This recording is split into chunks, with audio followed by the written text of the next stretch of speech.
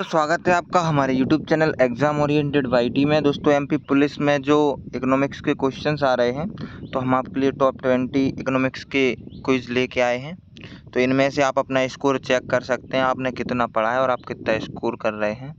तो आप मेरे साथ में जैसे मैं क्वेश्चन पढ़ूँगा और आप लोगों को मन में सोच लेना है आंसर कौन सा है, फिर मैं उसका राइट आंसर बताऊँगा और उसकी व्याख्या भी रहेगी थोड़ी सी। तो आप देखिए और मुझे कमेंट में ज़रूर बताना कि आपके 20 में से कितने सही हुए हैं। लगभग ऐसे ही नॉर्मल क्वेश्चंस कांस्टेबल में बन रहे हैं। तो चलिए शुरू करते हैं पहले क्वेश्चंस के साथ। क्वेश्चन मतलब कि अभी मैंने जो फर्स्ट क्विज़ लिया है ये पहला भाग है। इसमें बहुत ही नॉर्मल क्वेश्चन रखे हैं। दूसरा क्विज़ जल्दी ही मैं अपलोड करने वाला हूँ, तो उसमें जो जैसे आपके पेपर में आ रहे हैं सेम पैटर्न के क्वेश्चन मिल जाएंगे। इनमें से भी अभी तक बहुत सारे क्वेश्चंस आ चुके हैं। चलिए शुरू करते हैं पहले क्वेश्चन के साथ। तो भारतीय रिजर्व बैंक की स्थापना किस वर्ष हुई थी? तो आप लोग जल्दी सोच लीजिए अपने मन में। चलिए इसका राइट आंसर मैं बता देता हूँ, आपका ज़्यादा समय नहीं लूँगा। तो भारतीय रिजर्व बैंक की जो स्थापना हुई थी वो कब हुई थी? 1 अप्रैल 1935 को। ठीक है, 1 अप्रैल 1935 रिजर्व बैंक की स्थापना हुई थी। प्रावधानों के अनुसार आज से 89 साल पहले हुई थी। ठीक है, अगला प्रश्न है, देख लीजिए, 1 रुपए के नोट पर किसके हस्ताक्षर होते हैं? तो जल्दी सोच लीजिए इसका राइट आंसर क्या होगा। 1 रुपए के नोट पर किसके हस्ताक्षर होते हैं? तो इसका राइट आंसर क्या हो जाएगा? वित्त सचिव के। ठीक है, अगला प्रश्न है, मुझे कमेंट में ज़रूर बताना आप लोग कि आपके कितने आंसर बिल्कुल सही हुए हैं। अगला प्रश्न है, भारतीय रिजर्व बैंक के गवर्नर का कार्यकाल कितने वर्ष का होता है? सोच लीजिए जल्दी। आरबीआई के गवर्नर का कार्यकाल कितने वर्षों का होता है? चलिए अब मैं आपको इसका राइट आंसर बता देता हूँ। इसका राइट आंसर हो जाएगा 3 वर्षों का। ठीक है, तो कोई भी आरबीआई का जो गवर्नर होगा उसका 3 वर्ष का कार्यकाल रहता है। अगला प्रश्न है, आरबीआई का राष्ट्रीयकरण किस वर्ष हुआ था? आरबीआई का राष्ट्रीयकरण किस वर्ष हुआ था? चलिए इसका राइट आंसर मैं आपको बता देता हूँ। तो इसका राष्ट्रीयकरण जो है 1 जनवरी 1949 को आरबीआई का सार्वजनिक स्वामित्व में स्थानांतरण हुआ था। ठीक है, पहले ये एक प्राइवेट संस्था थी, फिर उसे सार्वजनिक कर दिया गया। राष्ट्रीयकरण का मतलब सार्वजनिक करना ही होता है, गवर्नमेंट। अगला प्रश्न है, आरबीआई के राष्ट्रीयकरण के समय आरबीआई के गवर्नर कौन थे? ये क्वेश्चन आ भी चुका है दोस्तों अभी आपके एमपी पुलिस कांस्टेबल में। तो चलिए इसका राइट आंसर आशा करता हूँ आप लोगों ने सोच लिया होगा, मैं बता देता हूँ। इसका राइट आंसर हो जाएगा सीडी देशमुख। ठीक है, तो लगभग मैं आपको एक चीज़ बता देता हूँ कि आरबीआई में जो स्टार्टिंग के समय में जितनी सारी चीज़ें हुई हैं परिवर्तन, वो सब सीडी देशमुख के समय ही हुए हैं। अगला प्रश्न है, आरबीआई के केंद्रीय कार्यालय में कौन बैठता है? सोच लीजिए जल्दी, आरबीआई के केंद्रीय कार्यालय में कौन बैठता है? तो चलिए इसका राइट आंसर मैं आप लोगों को बता देता हूँ, सोच लिया होगा आपने। तो इसका राइट आंसर हो जाएगा आरबीआई के गवर्नर। ठीक है, आरबीआई के जो गवर्नर होते हैं वो उनके कार्यालय में, केंद्रीय कार्यालय में बैठते हैं। अगला प्रश्न है, बैंकिंग लोकपाल योजना की शुरुआत किसने की? बैंकिंग लोकपाल योजना की शुरुआत किसने की? चलिए इसका राइट आंसर क्या हो जाएगा? इसका राइट आंसर हो जाएगा आरबीआई ने। ठीक है, अगला प्रश्न है, भारत का केंद्रीय बैंक कौन सा है?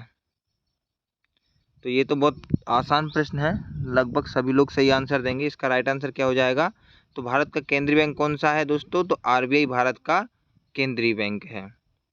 चलिए अगला प्रश्न है, वर्तमान 2022 समय में आरबीआई के गवर्नर कौन हैं? तो वर्तमान गवर्नर कौन है दोस्तों? इसका राइट आंसर क्या हो जाएगा? शक्तिकांत दास। ठीक है, 25वें क्रम के आरबीआई के गवर्नर है, ये भी आपको याद रखना है। अगला प्रश्न है, भारतीय रिजर्व बैंक की स्थापना किस अधिनियम के प्रावधानों के अनुसार हुई थी? सोच लीजिए जल्दी।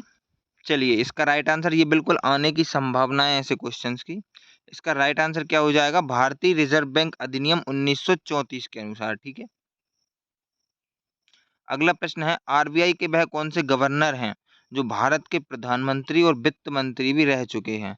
तो ये भी बहुत इजी क्वेश्चन है, लगभग आप लोगों को पता होगा।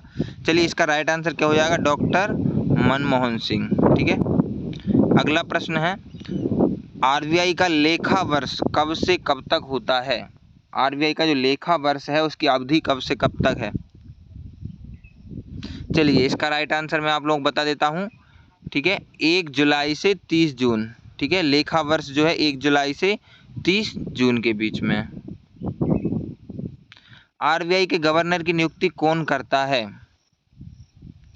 आरबीआई के गवर्नर की नियुक्ति कौन करता है? जल्दी सोच लीजिए।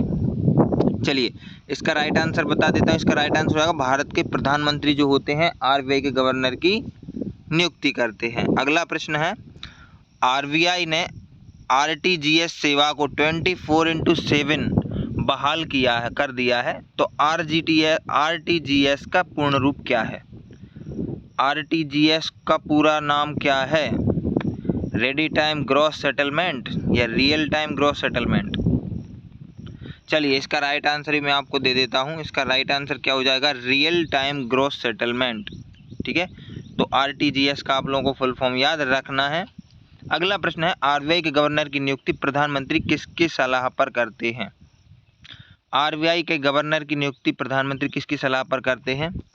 चलिए इसका राइट आंसर हो जाएगा वित्त मंत्री की सलाह पर। ठीक है, वित्त मंत्री की सलाह पर नियुक्ति करते हैं। अगला प्रश्न है, आरबीआई के किस गवर्नर का कार्यकाल गवर्नर के रूप में सबसे कम रहा है? आरबीआई के किस गवर्नर का कार्यकाल गवर्नर के रूप में सबसे कम रहा है? तो इसका राइट आंसर क्या हो जाएगा? अमिताभ घोष। बहुत ही कम दिन है दोस्तों इनका।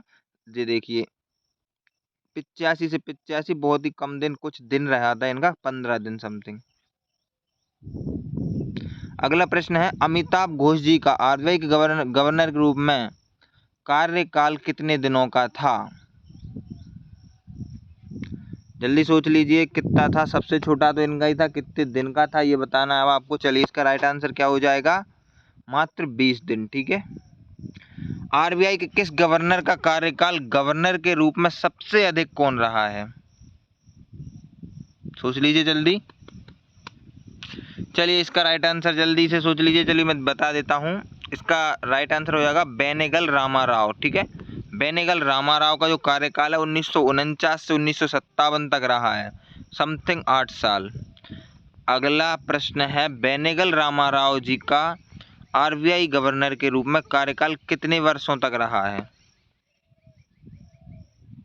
चलिए इसका राइट आंसर भी मैं दे देता हूँ, तो 7 वर्ष 197 डेज। ठीक है, अगला प्रश्न है, भारत में भारतीय रिजर्व बैंक का केंद्रीय कार्यालय कहाँ स्थापित किया गया था?